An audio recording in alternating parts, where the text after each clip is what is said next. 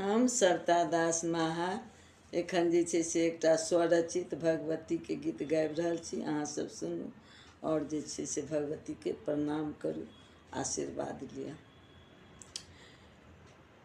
जन्म जन्म सँ बैसल छी मैया, हमर पुकार सुनब कहिया। जीवन हमर राति अन्हरिया, सुनू मैया हे। जन्म जन्म सँ बैसल छी मैया, हमर पुकार सुनब कहिया। हम छी पागल भक्त अहीं के, अब गुण सँ छी भरल हे। केना पूजब माँ अहाँ के चरण माँ, सबटा छी बिसरल हे। हम छी पागल भक्त अहीं के, अवगुण सँ छी भरल हे। केना पूजब माँ अहाँ के चरण माँ, सबटा छी बिसरल हे। हमरा पर ध्यान देब कहिया, सुनू मैया हे। जन्म जन्म सँ बैसल छी मैया, हमर पुकार सुनब कहिया। जीवन हमर अछि राति अन्हरिया, सुनू मैया हे। जन्म जन्म सँ बैसल छी मैया, हमर पुकार सुनब कहिया। फूल मिठाई मेवा नहीं अनलहुँ, अयलहुँ अहीं के दुअरिया। मैया मैया नाम के जपलहुँ, जोड़लहुँ अहीं सँ पीरितिया।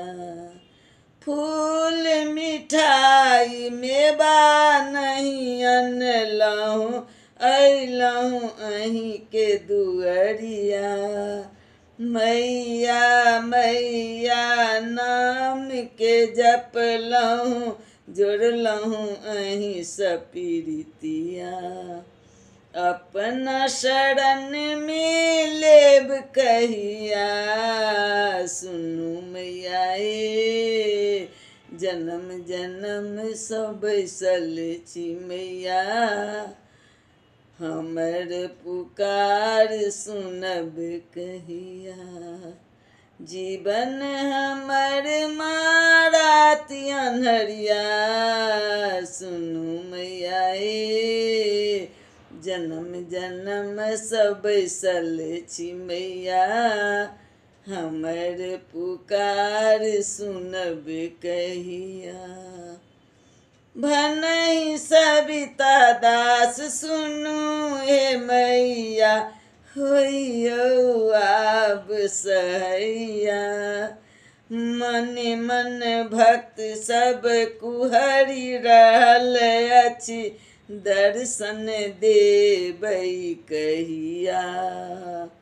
भनहि सविता दास सुनू हे मैया, होइयौ आब सहैया। मने मन भक्त सब कुहरि रहल अछि, दर्शन देबै कहिया। बिलटल भक्त के समारू मैया, सुनू मैया हे। जन्म जन्म सँ बैसल छी मैया, हमर पुकार सुनब कहिया। जीवन हमर राति अन्हरिया, सुनू मैया हे। जन्म जन्म सँ बैसल छी मैया, हमर पुकार सुनब कहिया। हमर पुकार सुनब कहिया। जय माता रानी। यहाँ के चरणों में कोटि कोटि प्रणाम।